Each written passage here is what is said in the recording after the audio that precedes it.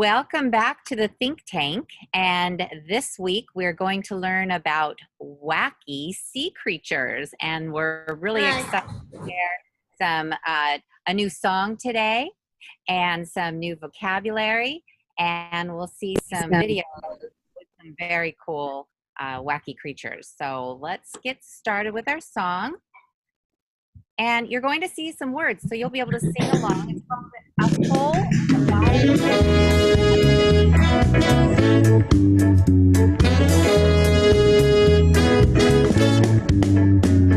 There's a hole in the bottom of the sea.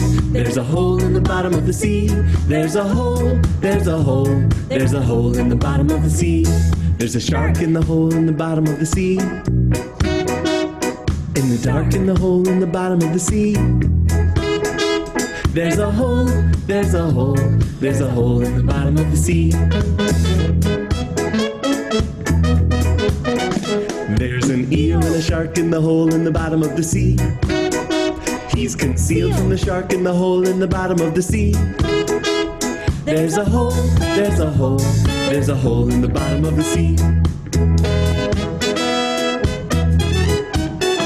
There's a squid and an eel and a shark in the hole in the bottom of the sea. Who hid from the eel and the shark in the hole in the bottom of the sea. There's a hole, there's a hole, there's a hole in the bottom of the sea. There's a crab and a squid and an eel and a shark in the hole in the bottom of the sea. Claws that grab at the squid and the eel and the shark in the hole in the bottom of the sea. There's a hole, there's a hole, there's a hole in the bottom of the sea.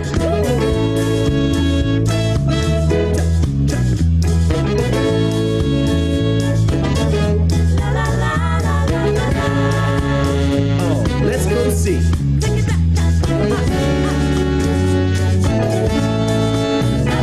There's a snail and a crab and a squid and an eel and a shark in the hole in the bottom of the sea. He's a trail past the crab and the squid and the eel and the shark in the hole in the bottom of the sea. There's a hole, there's a hole, there's a hole in the bottom of the sea.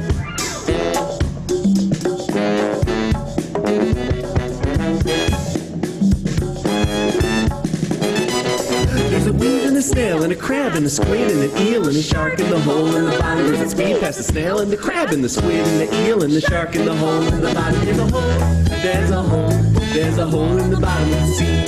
There's a hole, there's a hole, there's a hole in the bottom of the sea. The sun feeds the weed, feeds the snail, feeds the crab, feeds the squid, feeds the eel, feeds the shark in the hole in the bottom of the sea.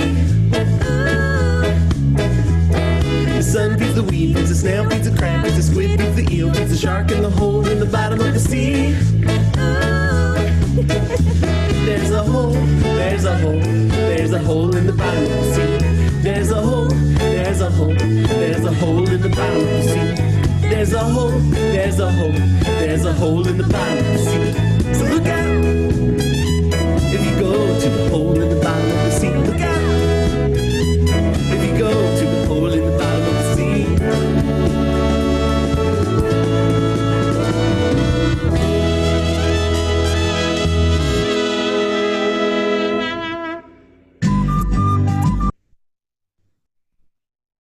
So fun. You think you could keep up with that song if you sang it again? Maybe we'll try that song again. My neighbors are so tired of that song. Oh. You have to sing it many times to get the words down. All right.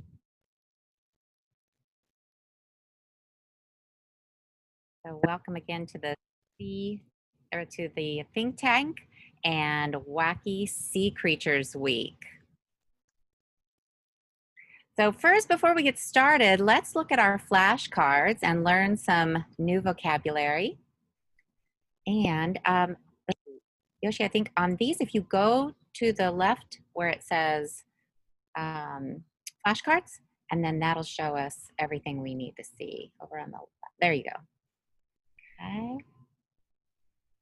All right.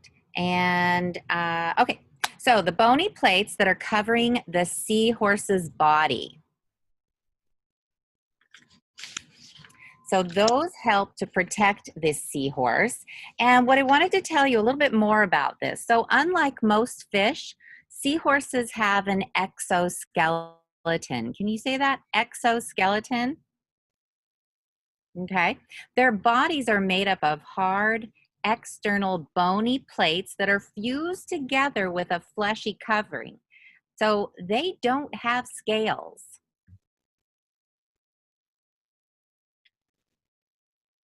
Camouflage. They can hide from predators by camouflaging. And this is one way that they protect themselves. So it helps them to blend the seahorse into its surroundings and hide from predators. And some of their predators have really bad eyesight, so it's easy for the seahorses to hide. And they have unique vision. That word unique. Can you say unique? That means very special. Not many have this. So seahorses' eyes move rapidly as well as independently. So their eyes move really fast, and they can also move one at a time. And this helps them to watch for enemies in all directions. Have you ever heard that saying, I've got eyes in the back of my head? So they can see to both sides and behind. They have very long tails. What do they do with those long tails? They can anchor themselves to the plants at the bottom of the ocean. They can also anchor themselves to sea plants in the ocean, and that way they don't float away. They have a very long snout, and they use that long snout to find and suck in small bits of food.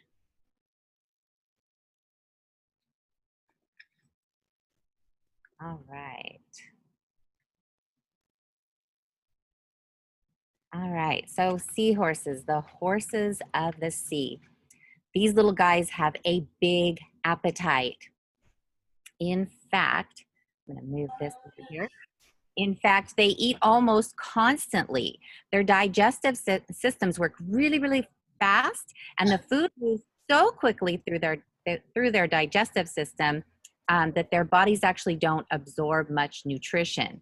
So one little seahorse can scarf down up to 3,000 brine shrimp per day. Can you imagine eating that much fish every day? So they have to eat that much food to be full? Well, it takes that much to get them full. They have lifelong partners, and so you might see them having a little dance off with their prospective partner for as long as 8 hours. That's a long dance. Men have babies. Oh, no, not really. The male seahorses might be seen expelling hatchlings from their pouch, and that gave rise to this old wives' tale that males were the ones giving birth.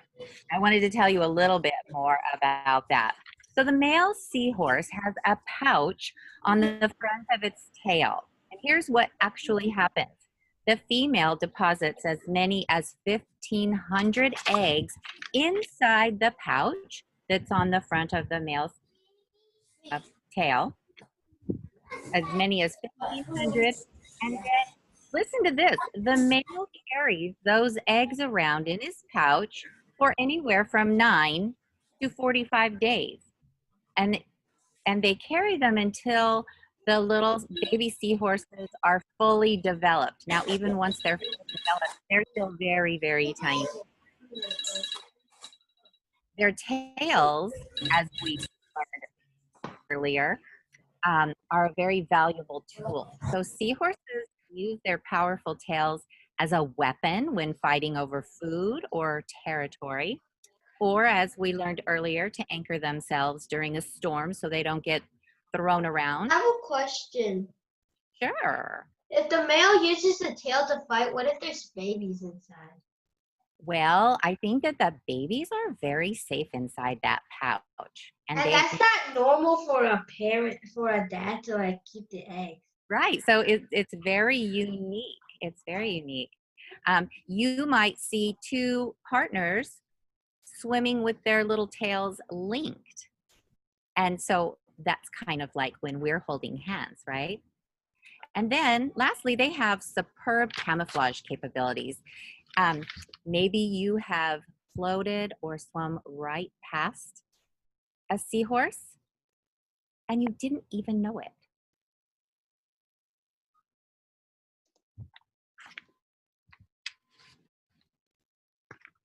So let's look at this video of seahorses.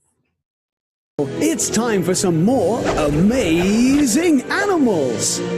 Number 3, the amazing seahorse. Of all the Earth's creatures, the seahorse has to be one of the most magical and beautiful. Oh, did you hear that? Let's not get too excited. Seahorses are actually quite slow. Well, excuse me. I studied at Ridingdale High. No! I mean, they only have a top speed of about 5 feet per hour. They move themselves about by using small fins on their backs and on the back of their heads. These fish get their name from the ancient Greeks. Hippocampus. Hippo equals horse. Campus equals sea monster. You can find them in lots of places where the seawater is warm all around the world. Seahorses are among the only species on Earth where the male actually gives birth. Sometimes up to 1,500 babies. Quiet! But please don't confuse them with a rocking horse. Hey, who says I don't like to rock? Oh, yeah! The seahorse. What an amazing animal.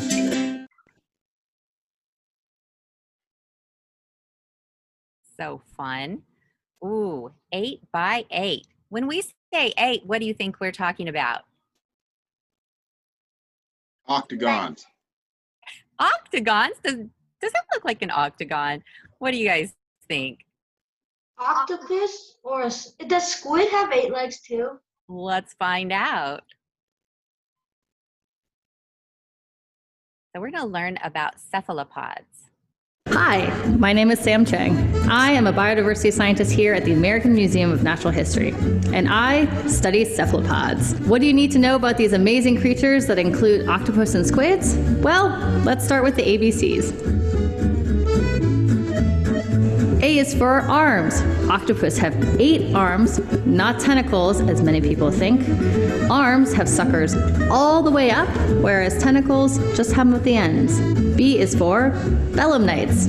These extinct cephalopods look kind of like squid, but they had a hard shell, and they lived from about 230 million years ago to 70 million years ago.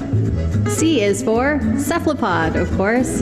Cephalopod means head foot in Greek because of the way that cephalopods' heads attach directly to their arms. The basic layout of a cephalopod has 2 eyes, a mantle, a funnel or a siphon, and at least 8 arms.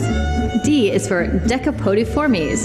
This is a group of cephalopods that includes squids, cuttlefish, and those extinct belemnites. Deca means 10, which makes sense because these critters have 8 arms and 2 tentacles. E is for external shell. Ancient cephalopods used to have an external shell around their body. Today, modern cephalopods don't have that shell except for Nautilus and Allonautilus. F is for the flamboyant cuttlefish.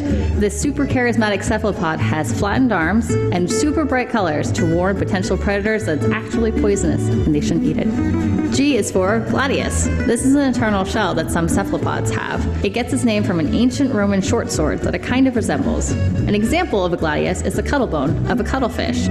H is for hectocotylus. This is a specialized arm in male cephalopods that's designed for delivering packets of sperm. I is for the ink that cephalopods release for self-defense. They can either release ink in a big cloud like a smoke bomb so they can jet away undetected, or they can release their ink in a smaller cloud so that it'll distract the predator and it'll attack it instead. J is for jet propulsion. Cephalopods move by sucking water in through their mantle and shooting it out of their siphon. They use this to do things like make quick getaways and to capture their prey. Okay, so you will be able to go to our website on the kids page and look at the rest of this video to find out what you can learn about cephalopods in the rest of the ABCs, the rest of the alphabet. All right, so we're going to look at some octopus facts. their structure. So unlike most other cephalopods, most octopods have only soft body with no internal skeleton. Now, because of this, it's very easy for an octopus to squeeze through very, very narrow openings between rocks. For example, squeezing through a hole just as big as its eye. Can you imagine that? You see a tiny little hole, and this big octopus could actually squeeze through it. They're very intelligent. Octopods are highly intelligent, probably more so than any other invertebrate. The exact extent of their intelligence and learning capability is much debated among biologists. So they might use maze and problem-solving experiments to show that they do have both short and long-term memory. The octopus can also protect itself by squirting an inky substance at a predator. You might have seen that before. And it temporarily blinds the predator. And then the ink also dulls the predator's sense of smell, which makes it harder to find the octopus as it's scurrying away. And the octopus can also blend into its surroundings and camouflage itself.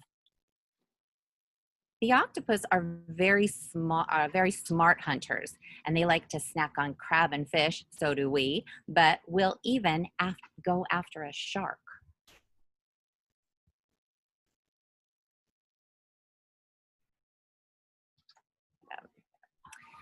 The octopus can be found in salt water, but they live in all oceans. The octopuses that live in warm water tend to be small, and the ones in the colder water are much larger. And the octopus has a lifespan of only about 1 to 2 years. There are about 300 known species of octopus. The arms, as we have learned of the octopus, have suckers on them. The arms also have many nerves, which allow the octopus to grab and taste things. The octopus has excellent eyesight. And how many hearts? 3 hearts. The octopus can grow to about 4.3 feet in length and weigh up to 22 pounds. That's just a little bit heavier than my little puppy. The largest one caught weighed 600 pounds, and its tentacles spanned 33 feet. Wow. You are going to absolutely love this little guy. And they're real. They look like a little toy, but they're real. What have we found? Look at us, we have a humpback one. Well, hello there, little fella. Oh, that's awesome. You can see his little suckers. The brain is surrounding the brain. Dust in my eye. Wrap it up. Bright light, bright light. This is what scientists do when we're really excited. The ink. It's totally normal. No, we don't ink. Does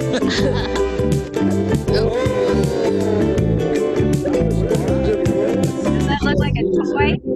Somebody dropped their toy. He is so awesome. That was weird looking. It's like some little kid dropped their toy.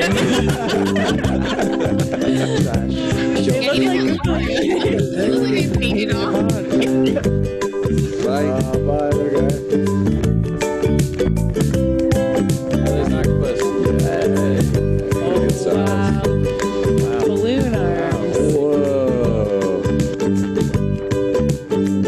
I'm amazed by how stretchy his arms are, like how billowy, like the extra skin is. So balloony. I don't have good words for this guy. He's pretty awesome though.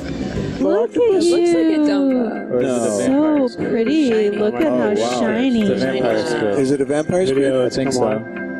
Wow. He's going back to his Yeah, the quiet comfortable spot. state. Look at that. Wow. Look at that. Hi. Your resting state. Really crisp shot, though. Yeah, really cool shot. Yeah. Lens is nice. Yeah.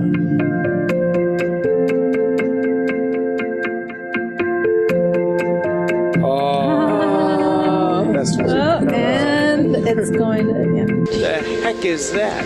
Oh my god. Oh my goodness, what is that, guys? Oh. Zoom out on our Wow. awesome. Oh, wow. There he is. Herc's camera. Can we move the Herc camera a little bit? Oh, beautiful. Wow. Holy cow. Wow. I think we beat the other watch chick. Oh, man. That's so neat. He's just doing laps. It's a deep starry jelly. Really big. Oh my goodness, what's going on in there? It's engulfing. It's gonna eat her. It's coming to her house. Whoa, look at the inside. You really nailed it, guys. Oh my gosh. It's like the most relaxing thing to watch. I know, right? Just want to have this like as my screensaver. Wow.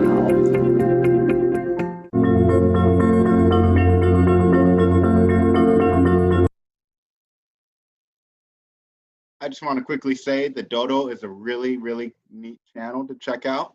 You can see videos like this to just cute pet videos. So if you guys ever want to watch educational videos on animals, check out the Dodo.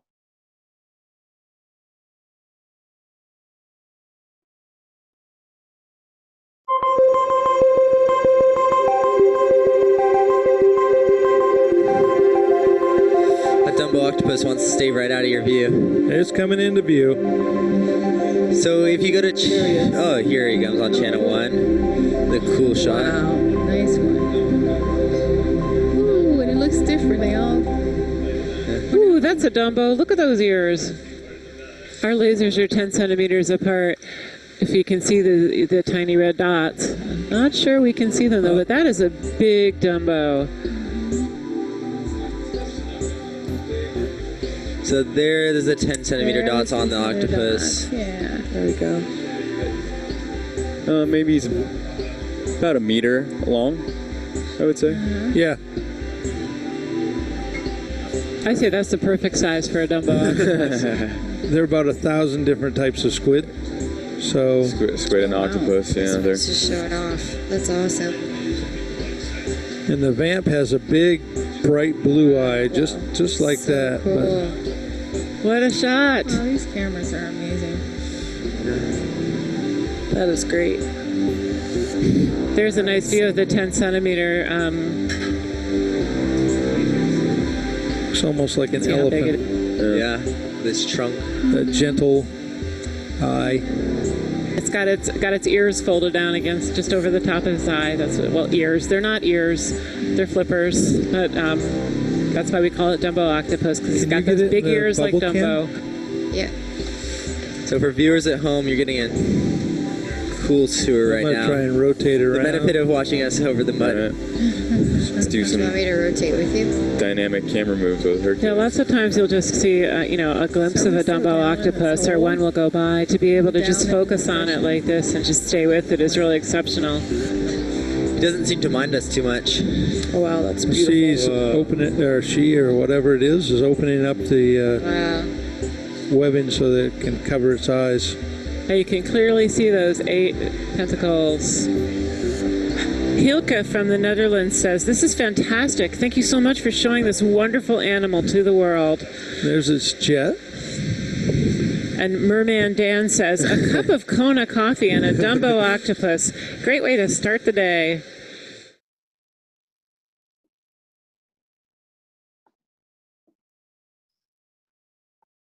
Kim, are you here? I am back. Yes. Welcome back. Thank you so much. Yes, I just took a little trip there for a moment. All right. So how many of you have done a torn paper project before? You raise your hand if you've done that before. Some of you may have done this. All right. So we're going to make a torn paper fish. So I kind of got started on one earlier, and I will show you how to do it. And then you can get some supplies from home and do one yourself.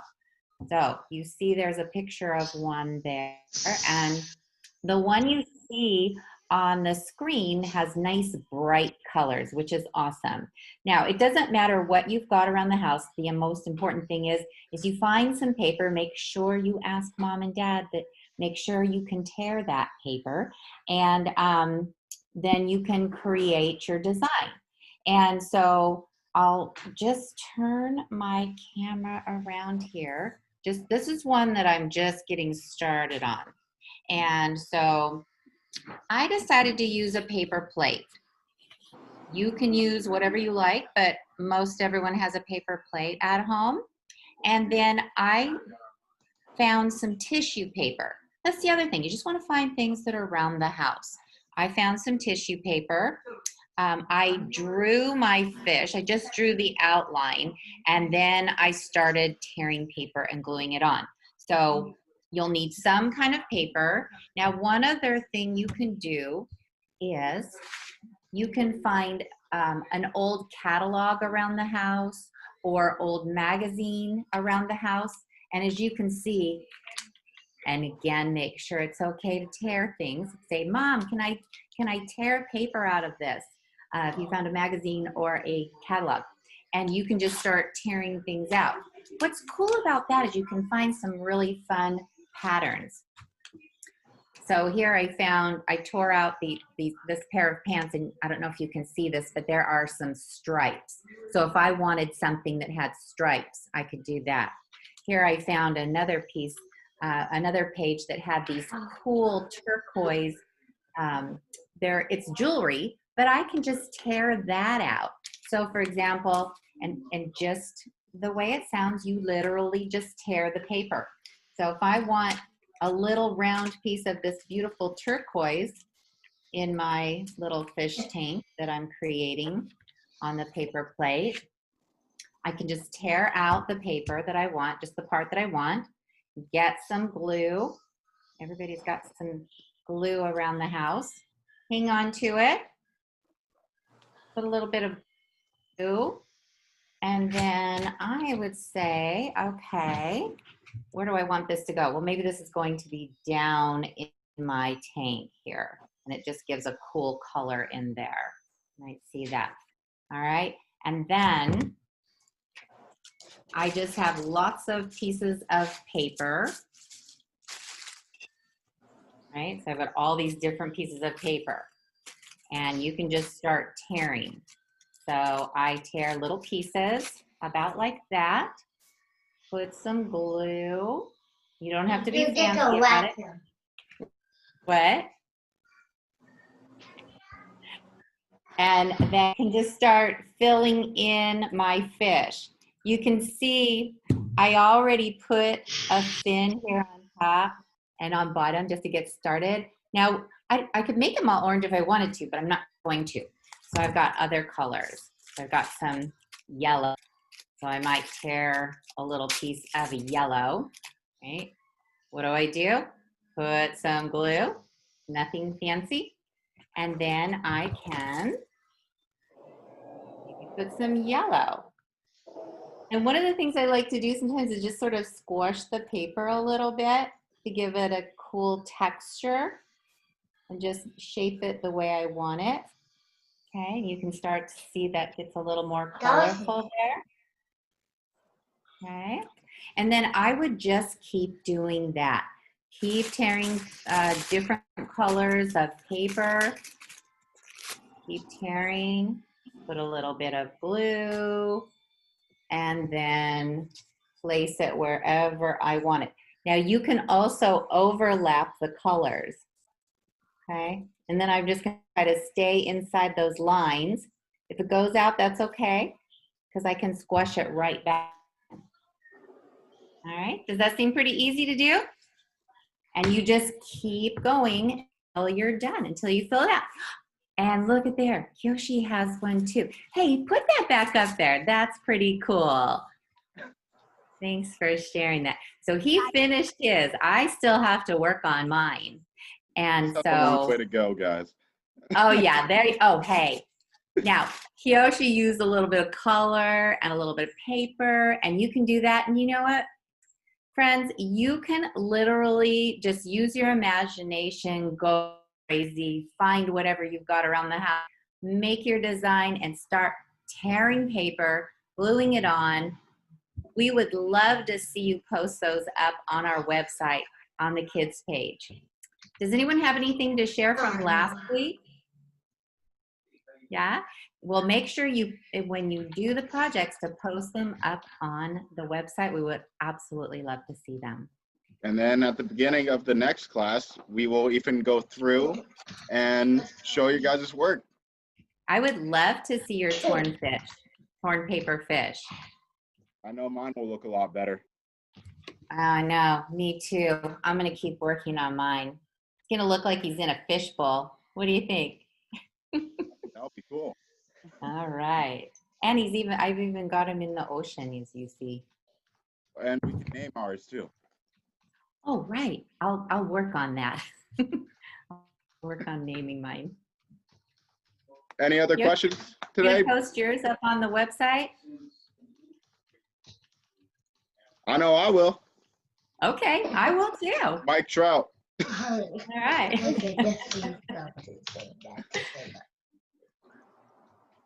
Okay. So Kyoshi, what's our theme for next week? Pirates? Yeah, it's either mythology or it's ships, but I'm pretty sure it's mythology. So that will be mermaids, that will be pirates, and it'll be mythological creatures. So like Loch Ness Mermaids are a Monster. myth. They're not. We don't know if they're real or not. What, the Loch Ness Monster? No, mermaids. Well, Yeah. that's a fun of mythology. That's right. Well, we look forward to seeing you next week. Bye. Next All right. week.